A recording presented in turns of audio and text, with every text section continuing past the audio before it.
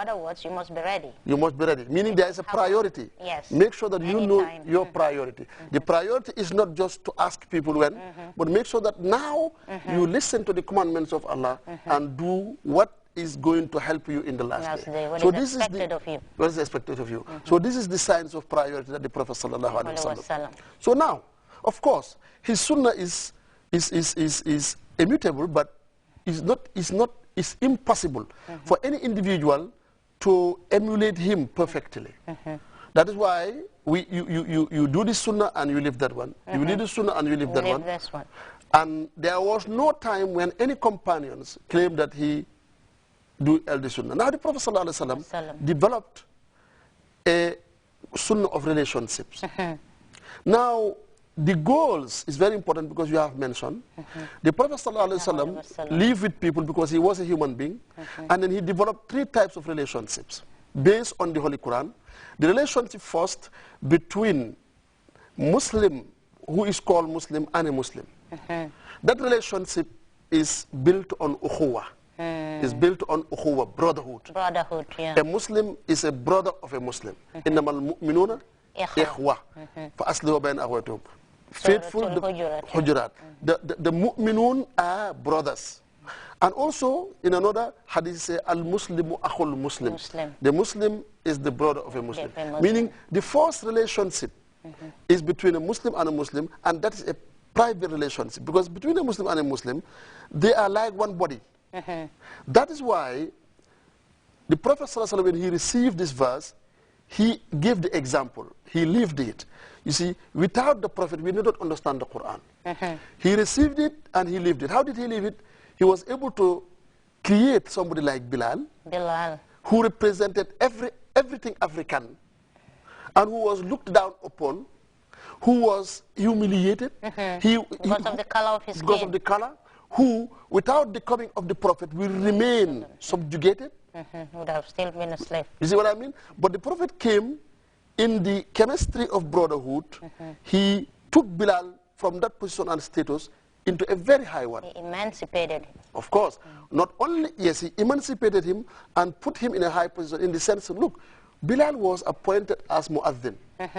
The issue of Bilal, him Mu'adhin, and Mu'adhin meaning to announce the prayer, which is very symbolic in Islam. Every individual would have loved to be appointed. To do that, exactly. And the Prophet used to say, Arihna biha ya Bilal. Entertain us ya Bilal. When everybody is waiting for the prayer.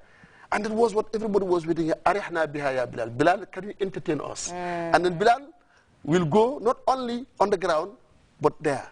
That symbolizes a lot.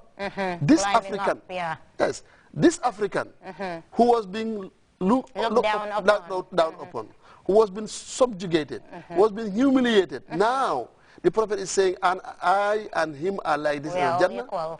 And socially, is there also given the adhan. What does that mean? So it means that brotherhood really elevated him. And he's black. And then you have Suhaib Rumi from Roman, and you have Salman al-Farisi, who represented everything ASEAN, and the Arabs together. The Prophet put them together in a melting pot.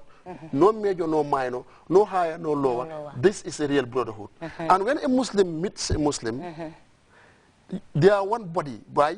Because no major, no minor, because none of them will show off to the other. When a Muslim meet a Muslim, each one of them will think that the other is better.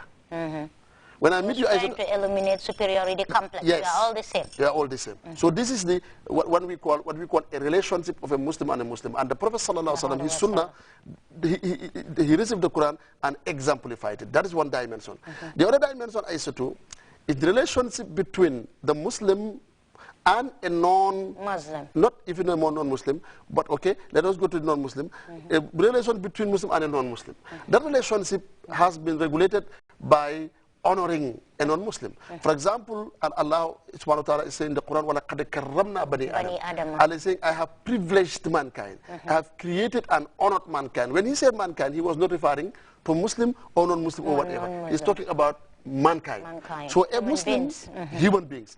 So a Muslim, a good Muslim for that matter, then should honor, should respect a non-Muslim. A non-Muslim. Why? Because you have shared this universe by virtue of him being a human being, by virtue of being a human being. So that is another relationship that I call public relationship. The relationship between Muslim and Muslim is a private.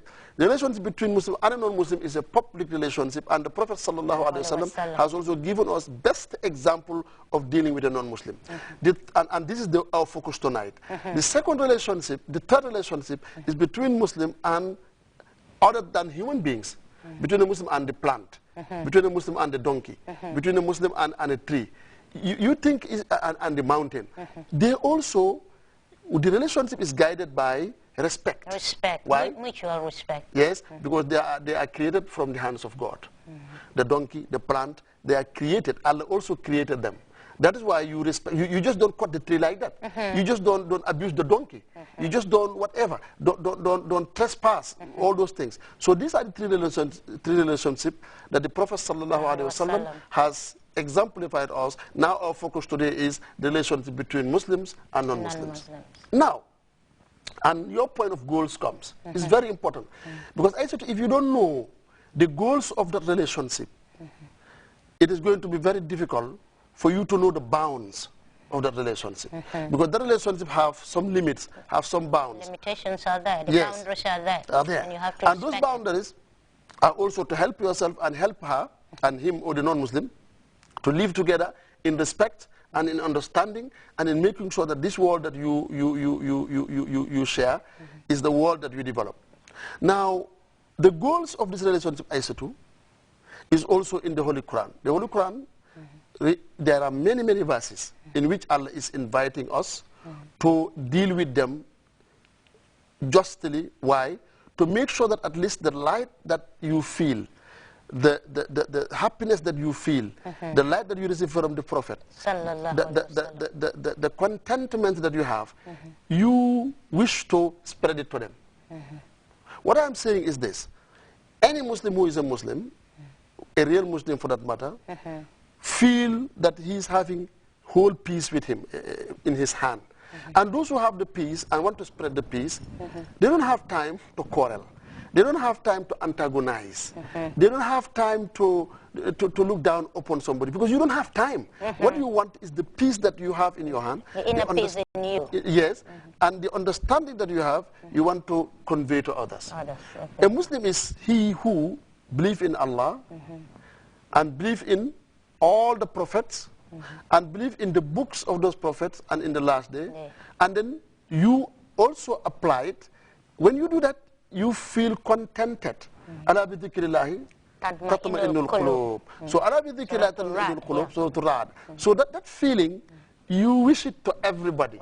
So now, when you go to develop any relationship between you and any other who is not a Muslim, your aim, your goal is to make sure that you spread the faith, you spread the peace, you spread the harmony, you spread the contentment that you feel. And that is if you feel it. That is why I said it's important to know that. Yes. Why? That is why I said because some of us, it's difficult for us because many of us claim to be Muslims, but Muslim is not something claimed.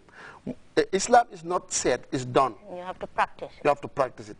And the more you practice it, the more you don't have time to antagonize, definitely. So that is why the Prophet ﷺ one day just, with the Sahabas, he have this line, he say, he sit down, he was surrounded by many companions, then he just put a very straight line, and then he read this verse in Surah Al-An'am, إِنَّ هَذَا الصِّرَاطِ مُسْتَقِيمًا فَاتَّبِعُوهُ وَلَا تَتَّبِعُوا السُّبُلَ فَتَفَرَّقَ بِكُمْ عَنْ سَبِيلِهِ. One very straight line, and then in the sides of that line, he also put certain lines like that. He said, okay, a real Muslim is he who follow this very straight line and avoiding other lines, because these other lines are the paths of Satan. The crooked lines. The crooked lines. But this one is my path. That's right. So a real Muslim is the one who follow that. But when you follow that, you have that contentment in you. And when you have that contentment now, your goal is to spread it to the non-Muslims or to spread it to anybody whom you think is not as happy as you are. That should be the goal. What I want to say is that if you now want to develop a relationship between you and John, or between you and Mary, or between you or any other non-Muslim, whether it's a Christian or Jew,